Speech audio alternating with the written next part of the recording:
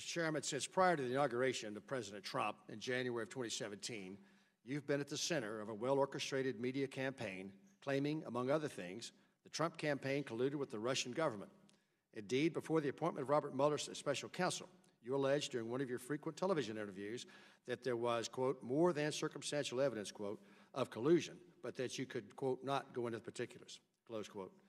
Your repeated public statements, which implied knowledge of classified facts supporting the collusion allegations, occurred at the same time anonymous leaks of alleged intelligence and law enforcement information were appearing in the media.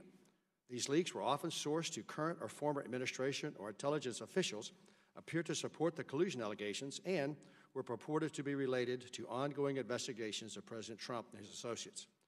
As you know, the committee has long been aware of and actively engaged in intelligence oversight activities related to Russians' malign activities. As part of our duty to oversee the actions of the intelligence community, we conducted a thorough investigation related to the 2016 Russian efforts to interfere in our elections. This investigation included a review of the allegations that the Trump campaign colluded with Russia. The committee found no evidence that President Trump or anyone associated with the Trump campaign colluded, coordinated, or conspired with the Russian government. The minority views, which you submitted, were attached to our committee's findings, and yet your views did not provide any evidence to support the claim of collusion. On March 24, 2019, the special counsel delivered his findings to the government,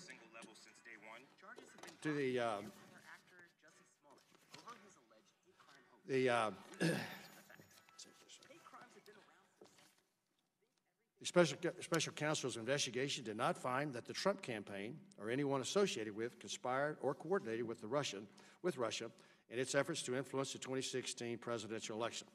Special Counsel Mueller's findings are consistent with those of this committee, as well as the public statements of various senators on the Senate Select Committee on Intelligence.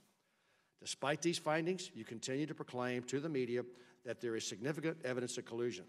You further stated you will continue to investigate the counterintelligence issues. That is the president or people around him compromised in any way by hostile foreign power? Your willingness to continue to promote a demonstrably false narrative is alarming. The findings of the special counsel conclusively refute your past and present assertions and have exposed you as having abused your position to knowingly promote false information, having damaged the integrity of this committee and undermined the faith in the United States government and its institutions. Your actions, both past and present, are incompatible with your duty as chairman of this committee, which alone in the House of Representatives has the obligation and authority to provide effective oversight of the U.S. intelligence community. As such, we have no faith in your ability to discharge your duties in a manner consistent with your constitutional responsibility and urge your immediate resignation as chairman of the committee. Mr. Chairman, this letter is signed by all 9 members of the Republican side of the House, of the committee, and I ask unanimous consent to be entered into the record of today's hearing. I yield back.